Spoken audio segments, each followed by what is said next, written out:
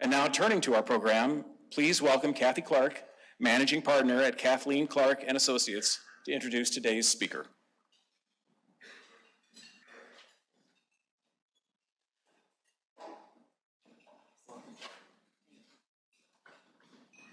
Good afternoon, everyone.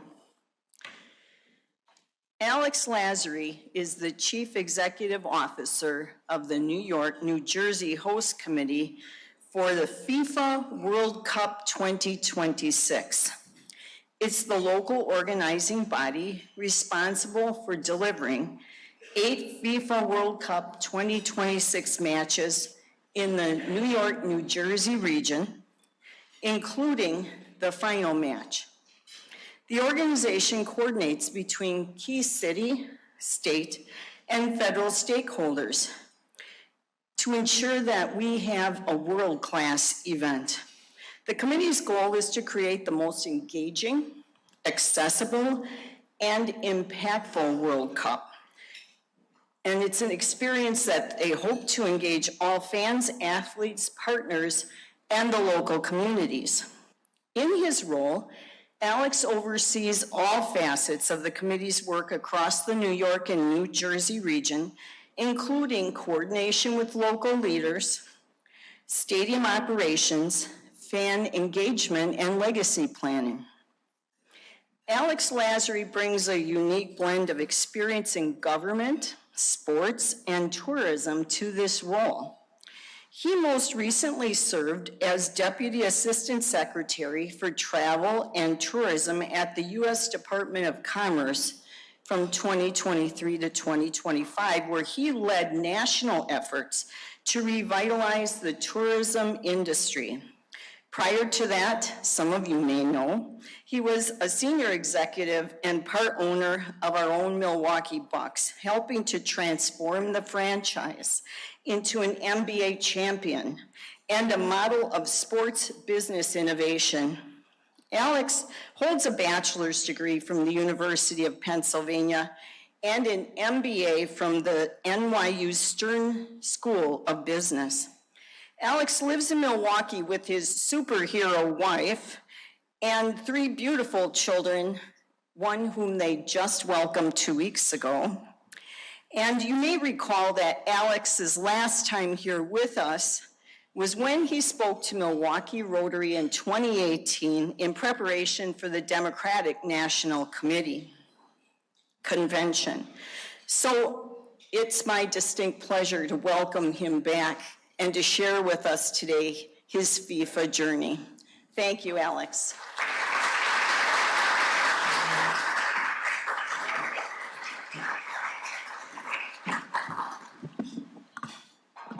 Well, thank you, Kathy and Kent and the entire Rotary for having me. It is great to be back to talk to you about another event that I get to help put on, and one that I think should be special, not just for the New York, New Jersey region, but for the entire country. Before I get started, have a fun little sizzle video to get everyone super pumped about the World Cup.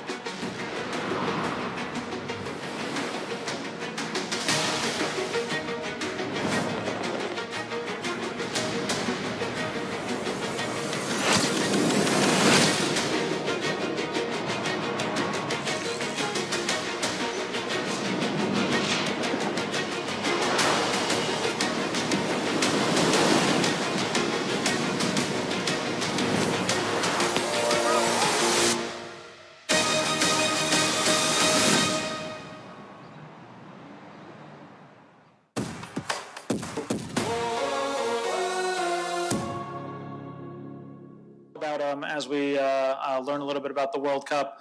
Want to kind of give everyone a little sense of some of the context surrounding what the World Cup will look like, what the moment and opportunity, not just for the region that I'll be running in New York, New Jersey, but really for the entire country, of what hosting the World Cup is going to look like, who we are at the host committee and what our role as a host committee is, And the host committee really kind of falls under 4 strategic pillars, which I'll get into, but transportation, security, fan engagement, and economic impact. We'll kind of go into what the experiences and the signature experiences will look like that are under our purview. The legacy, what we're really hoping to leave behind, and what the hope that the World Cup can bring, not just for the 40 days of the World Cup, but the next 5-10 years after the World Cup. We are in when I was in the Commerce Department, what we tried to call the decade of sports. So we've got the World Cup coming in 2026. We've got the Winter Olympics also coming after that. We've got the Summer Olympics coming. We'll have the Women's World Cup coming in 2031. So a lot of sports and entertainment events that are going to be happening over the next 10 years. But it all starts and kicks off with the World Cup next summer. And so that is kind of the legacy in the moment that we have. And then I'll be happy to take any questions that you guys have. I'll try not to drag on too long so that we can get to have some more time for questions. So, where are we and what is kind of the opportunity that the World Cup has? What we have for the World Cup next year is the biggest sports and entertainment event that not just the United States has ever seen, but quite frankly, that the world has ever seen. And Governor Phil Murphy, of New Jersey, who helped bring the World Cup to the region, even likes to say that this is actually going to be the biggest event in human history. And that's not really an exaggeration. When you look at this World Cup, this is going to be the biggest World Cup ever. So it'll be 3 countries, 16 total host cities with 11 of them in the United States, and 48 teams. So this is going to be the largest field that the World Cup has ever put on, and that the World Cup has ever fielded. And I think it's only right that the expansion of the World Cup into the largest World Cup is going to happen right here in the United States. And I think if you're trying to look at how to continue to grow the game of soccer, how we're going to continue to make sure that that soccer grows around the world, the United States is, I think, the biggest untapped market that the World Cup has had. We haven't had a World Cup since 1994, and I think it's only right that now the biggest World Cup that's going to happen is going to happen right here in the United States.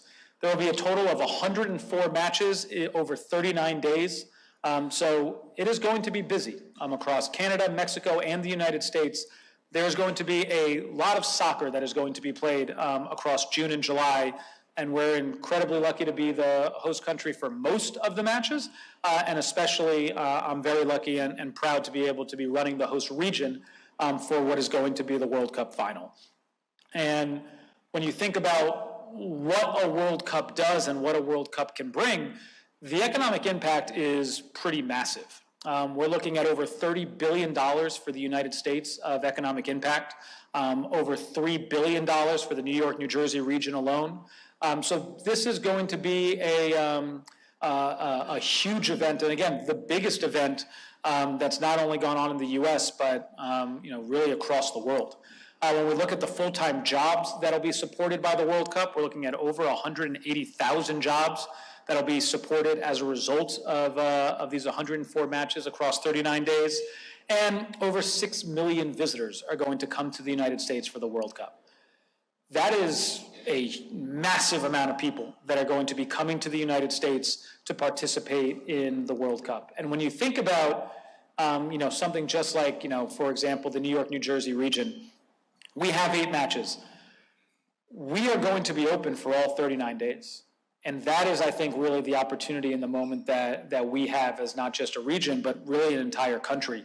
How do we utilize the off-day matches to get people to travel around the country and experience all that the United States has to offer, right? We are going to have days in between matches. So how do you make sure that, in our region, people are going to not just Philadelphia or Boston, but to a place where there aren't any matches going on? So Washington, Connecticut, coming to Milwaukee, right? A quick, easy flight from New York, New Jersey region. And again, that is, I think, part of the opportunity that we have in the U.S. for this World Cup. Having 6.5 million people visiting. Remember, the stadium, MetLife Stadium, only holds 80,000 people. So even on a match day, the vast majority of people coming to the United States won't step foot in the stadium to watch an actual World Cup match. Most people are going to be coming to the World Cup to participate in the Fan Fest, to participate in all that the World Cup has to offer, to get an authentic experience and be part of where their country is going to play. And for most countries, the privilege of just qualifying for the World Cup is a big deal. And you're going to have fans from all across the world, all 48 host nations, coming to the United States to be part of all the experiences. And that includes not just going to the matches, but where they can go and watch matches that their host country, that their country is going to be playing around the country. And when we think about the World Cup, when we look at the world's game on the biggest stage, this is just an example of what our schedule is going to look like. So 8 matches, we'll have 5 group stage, a round of 32, a round of 16, and then the final. And we will learn who is playing in which region in December. That's when the final draw is. We are already seeing qualification matches happening. The U.S. will be playing in L.A. and Seattle. That's where their group stages will be. Mexico's national team will be playing their matches in Mexico. Canada will be playing their group stage matches in Canada. And then depending on if they get out of the group stage, they'll be playing in, outside of the of those cities and countries as well. But this is an example of what a match day schedule looks like. And as I said, a lot of space and time in between games. So how do we get people to travel and utilize all that the U.S. has to offer? And when we think about what the World Cup is, if football is the U.S.'s sport, soccer is the world sport. And if you just kind of take into consideration, we think of the Super Bowl as the biggest event that the United States hosted. The last World Cup final was viewed by the same amount of viewers who've watched the last 13 Super Bowls combined. That's how big the World Cup is. It is, again, quite frankly, the biggest event that's probably only rivaled by a Taylor Swift concert. And Taylor Swift is not on tour in the summer of 26, so it's safe to say the World Cup will be the biggest thing that'll be happening next summer. And again, with the expanded field, this is going to be the biggest event that we've ever seen in human history. And so it's safe to say that, just from, soft power and media alone, the opportunity that we have to let people see the U.S., get a sense of all that the U.S. has to offer as a travel and tourism destination. What I try to say, and I'll get into this more during the economic impact pillar, but this is a chance for people who are coming here for the first time, since COVID, for business leaders who are going to be coming here, for families who are going to be coming here, for students who are going to be coming here, to kind of show them why the U.S. is the premier travel and tourism destination in the world, and for us to continue to establish ourselves as the premier travel and tourism destination around the world, and to also show that we are the premier nation to host sports and entertainment events around the world. And that is what the World Cup, kind of kicks off this decade of sports. And that is kind of the responsibility that we have, is to ensure that we kick it off in a good light and to really show the world that if you're trying to put on the best and biggest event and the most global event, you want to do that right here in the United States. We'll skip that and go right into what the, kind of what the host committee is. But before I go into that, I want to really talk about how we kind of got to this point. So, the United States hasn't hosted a World Cup since 1994. So that was 30 years ago. A lot has changed in sports in 30 years. I think if you, for anyone, I guess I'll first ask, did anyone remember going to the World Cup in 1994? So a few people. Chicago had matches then. And unfortunately, Chicago didn't bid this time, so the closest Midwest city for the World Cup will be in Kansas City this go around. But the World Cup now and sports and entertainment now is much bigger, not just from an attendance standpoint, but more importantly from a media standpoint, and what's now being expected of host committees and what's being expected of regions. But the legacy that the World Cup in 1994 led to was the creation of the MLS in 1995. We really saw soccer, kind of create its first boom here in the United States as a result of hosting the World Cup in 1994. After that, the U.S. made its bid in 2017, 2018, and we were awarded the joint bid with Canada and Mexico in 2018.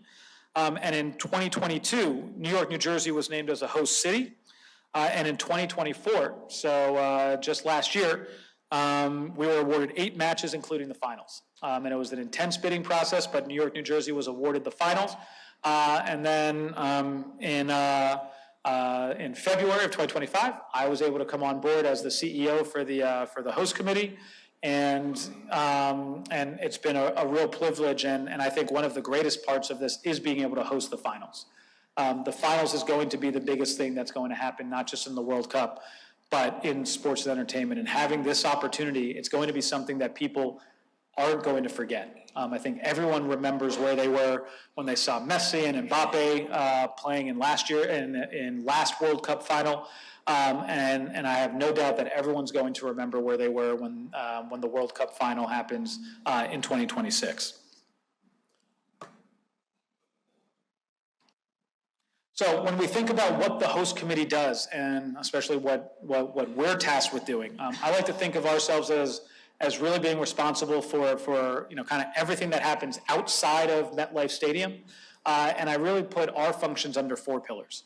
So as I said, it's going to be security, transportation, economic and community impact, and fan engagement. And these all really come together. You can't really have one be successful without the other. So when you think about security, everyone needs to make sure that they know that there's going to be a safe and secure game.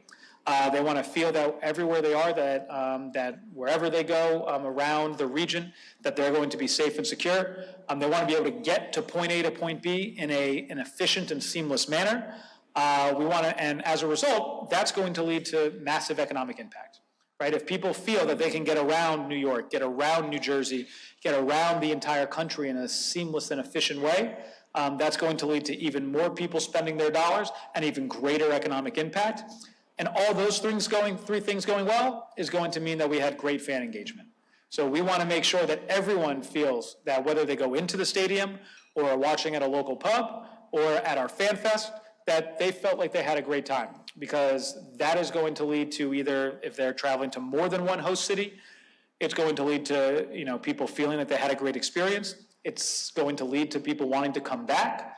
And if everyone feels that they had a great experience here at the World Cup, it means that it's going to lead to, I think, an even greater economic impact in the next 5 to 10 years. So safety and security, what are the kind of main jobs and functions that we have to do? Well, we are, kind of the main hub, working with New Jersey NYPD, New Jersey State Police, Department of Homeland Security, the FBI, and FIFA's own safety and security team. So we're working with all of those law enforcement partners to ensure that wherever there's a major fan engagement or fan zone or fan fest, to make sure that everything outside the stadium, that everyone is going to feel safe and secure, and that they feel like that whether they're going to our fan fest or going to a different part of the city or a different part of the state, that they're going to be in a safe environment. And that starts from whether it's the visa process, to when you come and enter the country, to ensuring that everyone's feeling safe on the train, to and from different parts, to also just making sure that if you're walking around Central Park or Hoboken, New Jersey, that you feel safe and secure. And so working with all those partners to ensure that everyone is going to have a safe experience and one that doesn't feel overly intrusive as well, right? I think one of the best ways to ensure that people actually have a great time and feel safe and secure is when nothing happens and you don't even notice that the law enforcement is over there. And so I think that is something that we're working with all of our law enforcement partners to ensure that that everyone feels safe, secure, and that they have a great experience. We're building on tested plans from events like the Super Bowl, the UN General Assembly, previous World Cups, previous mega events, a Taylor Swift concert, Beyonce concert, and the Club World Cup that we just had. We just hosted the Club World Cup here in the United States. We had the semifinals and the finals in New York, New Jersey. The president came to the finals, which gave us an even better sense of how we're going to have to create security perimeters and make sure that everything feels safe and secure. When we have heads of state coming, So that was a great test run for the World Cup. And it's, luckily for our region in particular, there's nothing New York and New Jersey hasn't seen, right? So New York, New Jersey has kind of seen everything from a safety and security standpoint, whether it's a sports and entertainment event, UN General Assembly, you name it. New York, New Jersey has seen it. And so being able to kind of take lessons from all of that and build upon that. We also need to make sure that we're doing a ton of pedestrian and crowd management modeling. So trying to make sure that we kind of know where are all of the points of ingress and egress going to be, where are going to be the major buildups, and what are the what are the things that are the unintended consequences after that. So really working on emergency planning, cyber risk mitigation. We're really thinking through every scenario to ensure that fans, players, and the staff all feel secure at the game. Pillar number 2 is transportation. So we want to make sure that everyone has a efficient and seamless transportation experience, because mobility is going to be the core to the tournament. I think one of the reasons the New York, New Jersey region was chosen, not just to host 8 matches, but more importantly to host the finals, is because of all of the different ways that you can get to New York, New Jersey, not just to the region, but also to the stadium. There's a, New Jersey Transit goes right to MetLife Stadium. You can, take rideshare or cabs, buses. You can drive and park and ride. So there are a number of different ways that we can get to the World Cup and get to those matches, in addition to our Fan Fest and our fan zones. Public transportation is going to be a key part and a core element of our transportation plan, and a core element of how our fans are going to be able to get around and enjoy the World Cup. Not to mention, we want to make sure that people are able to get all across the state, all across New Jersey, all across the region, all across the United States. And so having 3 major airports in Newark, in LaGuardia, and JFK provide us a major transportation hub, not just around the United States, but for welcoming the world, and also with public transportation with Long Island Railroad, Amtrak, Metro North, et cetera, people being able to get all across the region and experience all that the region and the United States has to offer. And so working with our partners at Amtrak, working with our federal partners, working with our state and local partners, this is a massive transportation coordination effort to make sure that this is a successful event from a seamless and efficient transportation standpoint. Our third and one of the most important pillars is economic impact. And so for just our region alone, we're looking at over $3 billion of economic impact, over 25,000 jobs that are going to be supported, and over 1 million visitors just coming to the region alone. And so this is something that we're looking at as, over the course of those 39 days, how do we ensure that the economic impact is going to be felt all across the region, and quite frankly, all across the country? And this is, I think, the opportunity that we have here. As I said, only 80,000 people going into the stadium on a match day. We're only going to have 8 matches. So there is a lot of opportunity for us to have a big economic impact for small businesses all across, not just where the World Cup is going to be played, but all across the region, and getting people to experience all that New York, New Jersey, and the rest of the country has to offer. I think the other thing that is very important for us for an economic impact standpoint is how do we ensure that the impact lasts beyond just the 40 days, right? The World Cup is going to be successful. It's going to be awesome. People are going to be coming here and spending their money. But how do we make sure that people are coming back? We are going to have CEOs and business leaders coming to the region. We are going to have family and students coming to the region. And how do we make sure that they come back?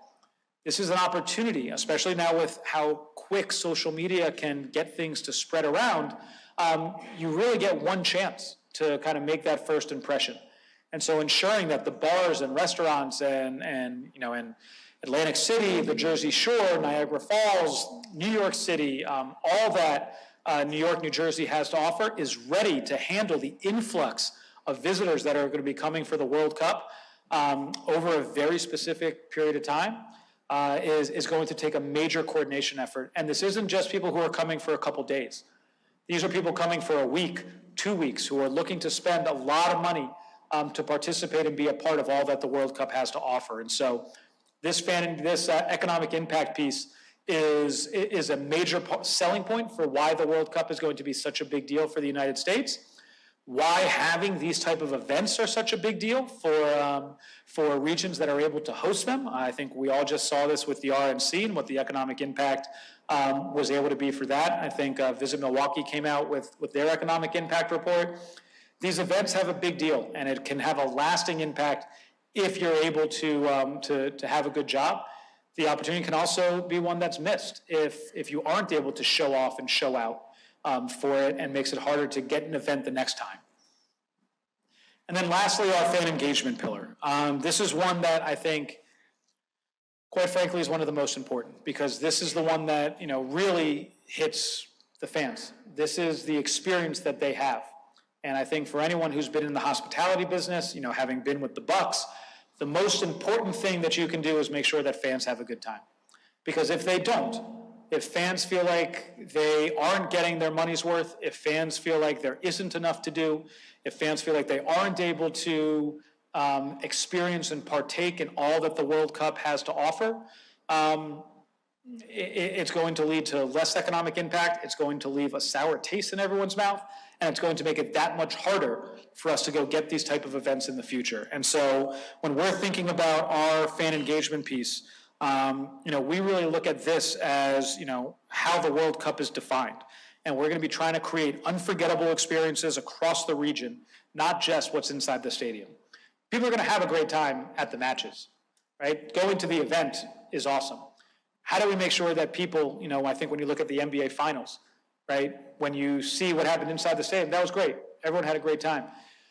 But what really made the NBA Finals special, and I think what really made the NBA Finals so unique here in Milwaukee, is what happened in the Deer District, is what happened in these makeshift Deer Districts around the state. It was bringing people together to celebrate and be a part of something that you can't have otherwise. And that's what sports can uniquely do. And I think that's what the fan engagement side can do. I think if you look at what, the NBA Finals that happened, this past year, I think it's safe to say that watching it, you didn't feel the same energy and excitement and intensity, because you didn't have those shots of 100,000 people at the Deer District celebrating, going crazy. Those were the best images that you're going to see. Those are even more the lasting images that we put out and that the Bucks put out when you're talking about, the NBA Finals. I think when you're talking about great experiences for these events, it's not what's happening inside the stadium. It's what's happening outside. And how do you make sure that people feel connected, feel a part of it, and feel engaged? And that's what we're hoping to do. And that's what we'll be doing with our Fan Festival. We will be the only region that is open for all 39 days. So our Fan Fest will be at Liberty State Park, an iconic space in New Jersey that's easy to get to and accessible from New York and across the region. It's going to be an iconic space and a place for fans, and where we're going to welcome the entire world to, and people can feel, from concerts to food to watching matches, that they are participating in the World Cup and getting a uniquely New York, New Jersey experience there.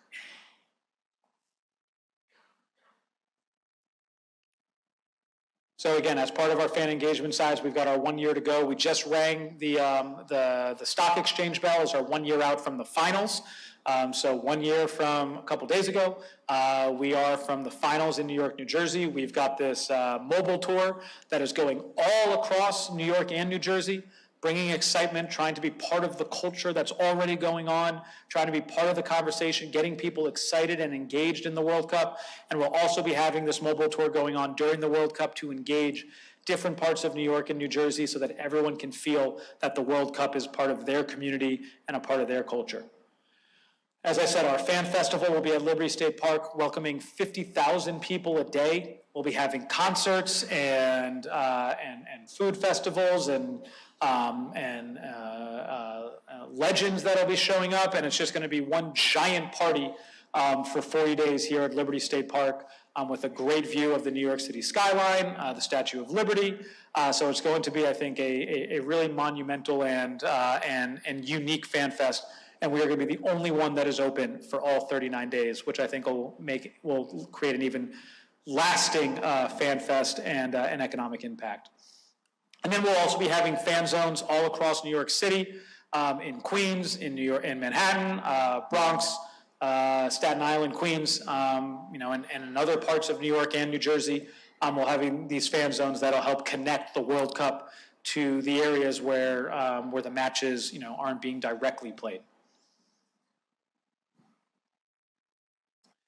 And so then our legacy, right? So what are we trying to leave behind? And I think when we're thinking about our legacy, this, as I said, isn't just about the summer.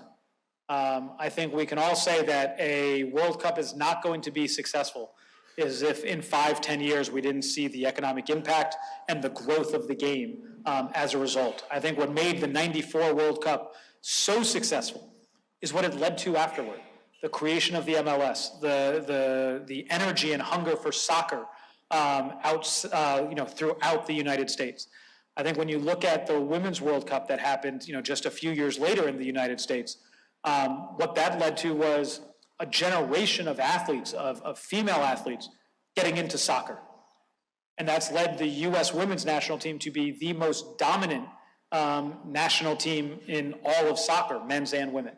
And I think that's something that I'm hoping for with this U.S. Men's National Team World Cup.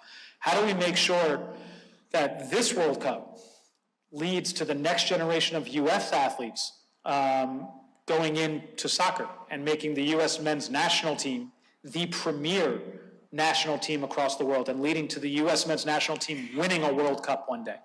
I think that's kind of the next step for this World Cup. Our first World Cup led to professional soccer in the United States, which was great. I think now it's time for this World Cup to take us to the next level, which is to make sure that our men's national team becomes the premier national team and the #1 ranked national team all across the world. And trust me, we saw this, there are great examples of this, right? When you think about Mia Hamm and Lauren Holiday and Brandi Chastain, those iconic images and what that led to, women in sports saying, I want that.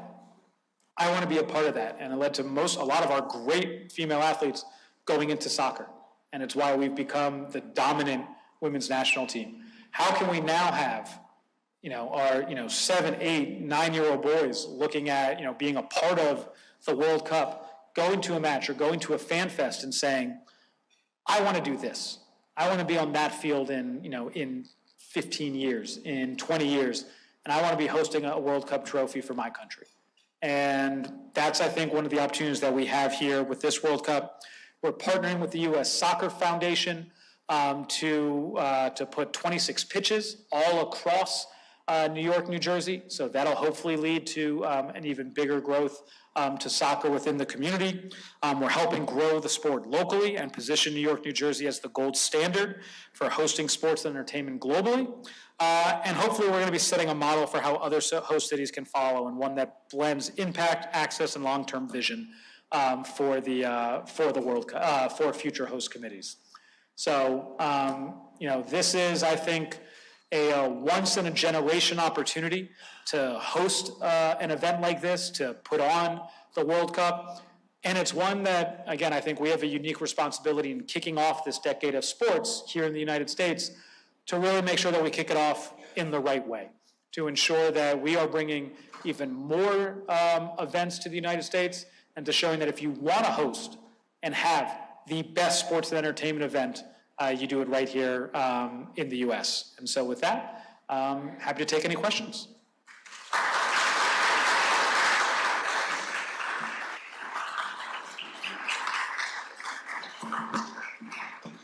Alex, thank you so much for talking to us today. We'll now open the floor for questions, and we ask that you just kick off your question with an introduction. Hello, Jeff Smoller. You were very much involved in the DNC, of course, and RNC followed that, NBA Finals, and the NFL Draft, all being Wisconsin-centric. Not having a game here or in Chicago represents some challenges to make us a center of attention. Given what you said earlier about attracting CEOs and investors, et cetera, as part of the strategy, Green Bay did that for the draft. What thoughts do you have about how Milwaukee, given the fact that we don't have a game here, can leverage this event with respect to both talent and investment?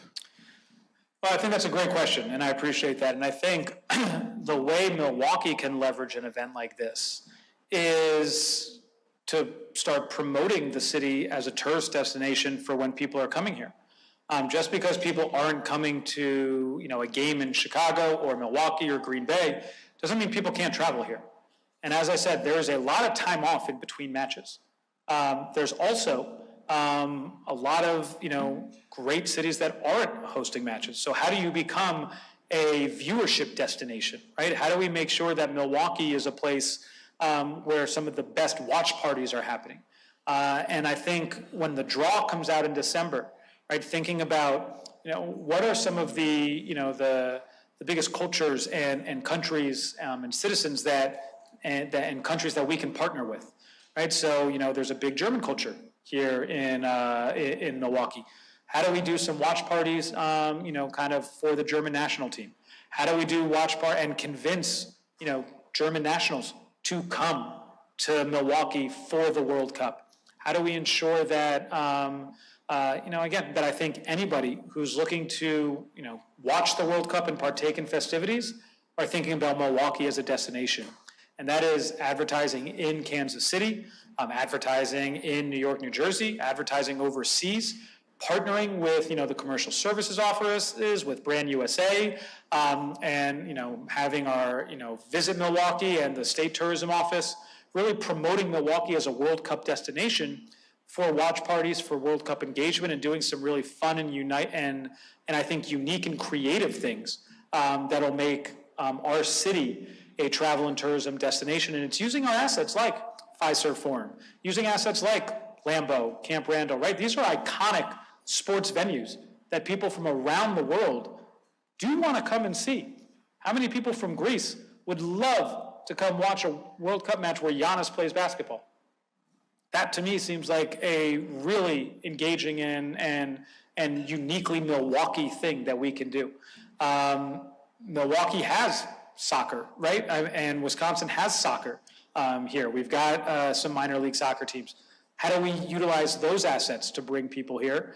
And I think, there's no reason why Milwaukee can't be a World Cup destination for people who are watching matches, for people who are going to a match and have a couple days off and are looking to, to really experience all that the U.S. has to offer. That's how you can leverage it. And then, my hope is that, we can get a Women's World Cup match, somewhere in Wisconsin as well. Thanks so much. Fantastic presentation. James Robinson.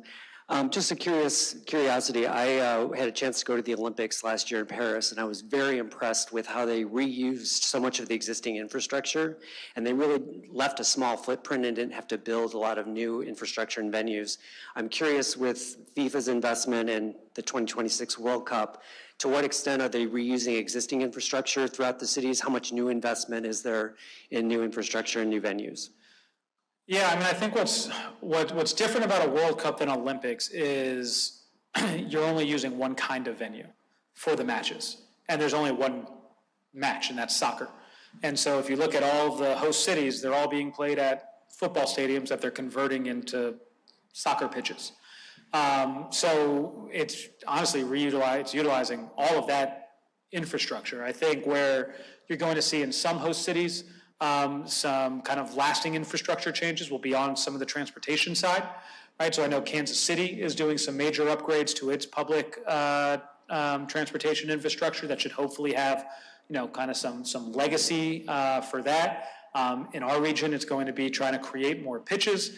There will be upgrades to not just MetLife Stadium, but also to our transportation infrastructure to ensure that it is something that, is not going to just be able to accompany and handle the World Cup, but future sports and entertainment events. But Olympics are just kind of a different animal because you've got every Olympic event, different type of sporting event happening in just one city. For us, they're playing across the entire kind of North and South America. And so able to utilize kind of the current infrastructure. Nothing's really being rebuilt. We're not redoing the wheel for the World Cup. But for, the media center that's going to be in Dallas and for the, for the final and everything that's happening in New York, New Jersey, It's just kind of utilizing and upgrading the infrastructure to ensure that, we're creating a great games. But you're not going to see anything newly built, like no new soccer stadiums or anything built specifically for the World Cup. Thanks for your presentation. I'm a retired accountant, and I'm just fascinated by all the numbers you threw out. The question I have is, whose job is it not only to come up with the numbers, but at the end of the events, who will be measuring these and telling us all these final results? It's got to be a huge job. Yes, I think, for us, we commissioned an economic impact report. You'll have visitors bureaus commissioning economic impact reports. I think what you saw here in Milwaukee for the RNC, Visit Milwaukee, I think partnered with someone to do an economic impact, post RNC economic impact report. I think you kind of see this always with whether it's, Summerfest. I know with the finals, we worked with Visit Milwaukee on kind of showing what the economic impact of the finals was. So you'll have, cities, states, FIFA, I am sure, will come out with an economic impact report for, how great the World Cup was for the United States. So I think we'll all be trying to, kind of show and measure what the impact was as a result of these World Cup and how it lines up with what the predictions were. But these numbers come from, kind of past events of, kind of similar size and trying to project what future growth of these events are. And I think, we tried to be somewhat conservative with what we thought the impact could be. I think the World Cup has a chance to have an even greater impact than the one that, that we're announcing for our region of, over $3 billion. I think if we do this right, we should hopefully be able to get that to over 3.5 to 4. And I think that's if we knock it out of the ballpark. And so, I'm excited by the opportunity that we have in front of us and to, hopefully exceed, the predictions that we're making. TJ Molinari, Alex, thanks for all the hard work you're doing. It's tremendous work. So my question is, I was reflecting on your comments about the 1994 World Cup and realized that I was in fact alive and conscious at that point in my life, which is troubling because that was quite some time ago. But the question for you is, I recall the 94 Cup was going to be what put soccer on the main stage in the United States. And to your point, we got MLS, but it didn't get the traction I think people expected. I'm wondering if this year's host committee and FIFA in general and the U.S. group that's interested learn from that 94 Cup, what are the improvements or changes that are going to be made to try to drive that engagement with soccer in the U.S. so that we become more of a soccer country than maybe we are today? To the extent that you have any knowledge on that, it's appreciated. I think when you're looking at, again, I think the creation of a major sports league as a result of the 94 World Cup, in a lot of ways, puts soccer on the map in the U.S. I think, though, what you're seeing, though, is the growth of the Premier League in the United States. Ted Lasso being, one of the best shows out there, shows, again, the interest in soccer. I don't think if you would have thought 20 years ago that a show based on a Premier League soccer would have been one of the hit shows and one of the best rated shows in the country. I don't think anyone would have thought about that. I think when you see the ratings for Premier League in the United States, it shows, again, the growth of soccer. I think the hope and what we need to do with the MLS is kind of what the NBA and what the Olympics and, I'd say the Dream Team did for basketball growth around the world. Right, you had Jordan and Ewing and Pippen and Barkley, etc. You had the Dream Team playing all over the world, and that's what led to people like Dirk, Tony Kukoc, Giannis, Luka, in the growth of the Euro League and the growth of Eurobasket, and the Dream Team. You could say is what created the growth of basketball around the world, and it's led to people around the world watching U.S. basketball. Well, the United States wants to watch the best players in the world.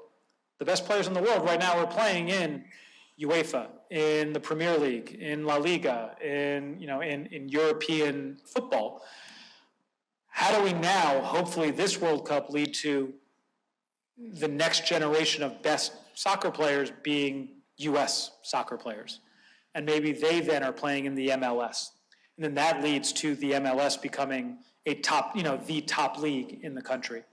I think my hope, though, is, first is that the best the best athletes aren't going to go play basketball or football, but they're going to go play soccer. And as a result of this World Cup and seeing and feeling the excitement and seeing guys like Messi, Ronaldo, Christian Pulisic, like all of these, in the best soccer players around the world, having them now in the United States, and as a 7, 8-year-old saying, ooh, that looked awesome. Being in the stands and seeing the incredible energy, right? Like there's nothing like going to a World Cup match. It's why even in the United States, you see World Cup fever happening every 4 years during the World Cup, and we now just got to sustain that throughout. But how do we now get 8, 9, 10-year-olds to become soccer players? How do we get them to play on the U.S. men's national team? And then how do we turn the U.S. men's national team into, the top team in the country? And that'll just lead to, even more growth of the sport. And again, I think the women's team is the prime example of that, right? Soccer has been played around the world for centuries. And yet somehow the women's team became the most dominant team in women's soccer. Oh, that's because of what the '99 World Cup did from a legacy perspective. We have that opportunity here in 2026. All right, thank you.